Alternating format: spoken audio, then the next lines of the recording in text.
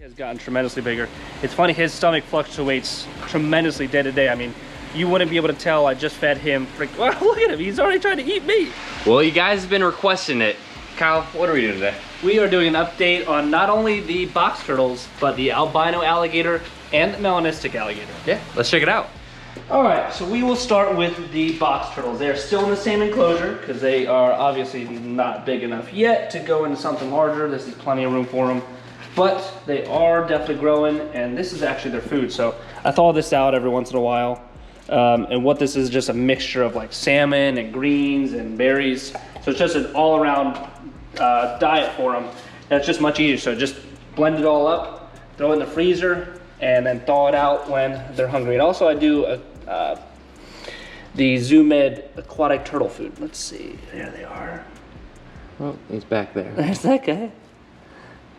And here is the... They've definitely grown though. Yeah, they've gotten really big, and they're heavy, which is nice. The biggest thing with the albino is you really gotta watch because he is not the smartest. He is not the best at seeing. His eyesight just inherently being an albino, it's not the best eyesight. So you kind of have to dump a ton of food. So that's why you see it's a big brick for two tiny little turtles. Just because he just smells around and just a lot of times just bites at the moss, bites at himself, bites at anything that's in front of him. But he is growing, he is doing well. This guy is definitely heavier, so it's just something to just be cognizant of is with the albino animals especially, they are not the brightest and not the best eaters. So you just got to make sure they get the sufficient amount of food. But yeah, and you see that a lot of time with especially albino turtles is and even albino iguanas actually, sometimes they'll almost, I don't want to say it, but they almost look blind when they're moving around. They really walking, do. They kind of run into stuff. And you want to, I mean, look at him. He's already like looking. That's his typical thing. He just burrows his head into whatever, and he's like, I could probably eat that. Let's give it a whirl. But he is such a pretty little guy. I love this thing. But I'm just super happy he's doing well. He's actually very active too. Like a lot of times when I'm here, he'll be walking around. They'll soak in the water bowl, so it's not like I have to soak them. But every once in a while, I like to put them in there and just let them do the thing. And also muddy up the water. Thanks, guys. And I'll show that one a little bit, just to give a little contrast for the normal. Yes. And you can definitely see that he's grown a little more than the albino too, probably from being able to find more food. Yeah, it's just like the broad snouts. You know, I had those two broad snouts, and the one kind of went off food for the winter. It's funny, I've noticed that up in Pennsylvania too, is even though it's the same temperature inside, they'll still know when it's winter and they'll kind of slow down. So kind of like the same thing, whereas you can definitely tell which one is a better consistent eater, and then which one is definitely slower. It's nothing bad, it's just, you know, again, it's just something you got to be conscious of. But they are doing awesome. Look at him drinking there. You can see the little albino drinking. See his little mouth? Next to the albino gator. Let's get this guy out. See how much bigger he's gotten, because he has gotten tremendously bigger. It's funny, his stomach fluctuates tremendously day to day. I mean, you wouldn't be able to tell. I just fed him. Wow, look at him. He's already trying to eat me. So I fed this guy 4 fuzzies 2 days ago, and he does not look like his belly has 4 fuzzies. So he is digesting very quickly, and he's growing exponentially. So actually, we're gonna feed him today, just because again, you can see his belly starting to get thin again. So I'm gonna have to start pumping him even more, but he is growing. I mean, that's the biggest indicator. See how fat his tail is? So he's a real nice, healthy alligator. He's definitely growing very quickly, very healthy, but he is definitely ready for another meal. So I just want to get him out here, get him in the sunlight, check him out, just an overall health assessment, and then we'll get him back in his tank, and we will give him some fuzzies. So now we'll get him back in his tank after the health assessment outside. Come on, buddy, easy, easy. All right, go in there. Water's already starting to warm up. So we just did a water change too. So we changed about 75% of the water. Just to ensure, you know, even the filter's running, doing very well, it's still good to just change the water, just flush it out. So let's see if, from that health assessment, see if he'll be back on his feeding response.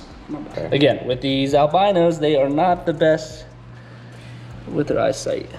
There he is. He's gonna be upgraded soon. The melanistic is actually, as you guys will see soon, he is getting, or she is getting huge as well. So she's gonna be going outside soon, and then this guy is gonna be taking over that giant aquarium. Yeah, that'll be much better too when we get them in there, guys, just for showing you, because obviously you can see here there's a little tiny window and this glass is a little fogged up, so bear with us here. But I mean, when do you think you'll be moving that Melanistic out? I would say in the next 3 months. 3 months? Yeah, I mean, the Melanistic still has a ton of room, as you guys will see, but just want to make sure everything's perfect because there's a lot of enclosures to build this year. Well, lastly is the not so little Melanistic alligator. So as you can see, we talked about the top before. So what we did is we made an open top here, and it's chicken wire with poly coated, so it's easy to stick the lamp on. Obviously, where this is nice because it keeps it keeps the humidity in better, just keeps it more climate controlled on the sides. But obviously the middle is open just so she can bask. So as you can see, she is quite adventurous. Let's see if we can just get her to come on up. Let me get you guys in there. Here we go. Hey, hey, hey. There it is. She's focused on the camera there for a bit. See her underwater. She downs it so quickly. She's already come back for more. Is she already? Yeah. So let's see if she will take the second rat a little more polite. Hey, over here. Oh, she's still swallowing that one down.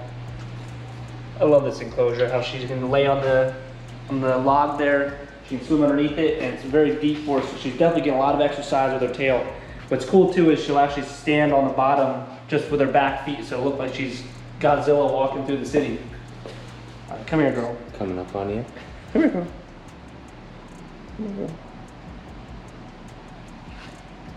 Oh. Ooh, there it is. Just grabs and goes. It's like, oh, you can't see me. So as you can see, this is still a big aquarium for her, but in 3 months, she will definitely be a lot bigger. And then with the albino in here, that little girl will have tons of room. So it'll be so nice, not only for the Melanistic to go in a much bigger setup, but also the albino. As you can see, all we do is a water change. We just have a little siphon system that just pumps outside out to the backyard, and then it just pumps right back in. So it's just the same thing, about 75% water change, just to ensure, you know, there's a really solid flush, because the filter can only do so much with a contained system. So it's best just to have it, you can flush it out. And this siphon system is actually pretty cool, guys. So I mean, if you've kept fish, you kind of know what these are.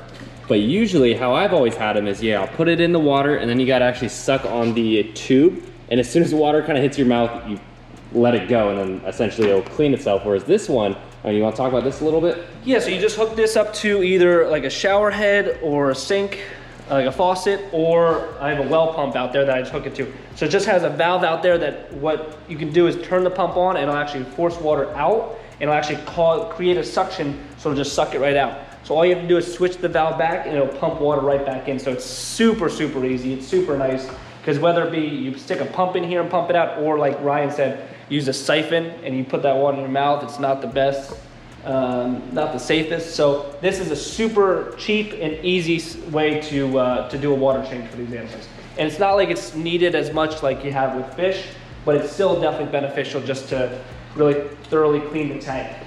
All right, guys, well, that wraps up another update on the Morph animals. Yeah, hope you enjoyed this quick little update. Also, if you liked today's video, make sure to like, comment, subscribe. Follow us on Instagram. It's Primitive Predators. We'll put all the links below. And as well, I know we mentioned the last couple of videos, check out the new merchandise we released with the t-shirts, hats. We've actually just ordered a bunch of it today, so we've got a bunch of it. So we've got it coming in. If the website is primitivepredators.com. I'll put the link below and a little card up here. So we'll see you on the next one, guys. See you guys.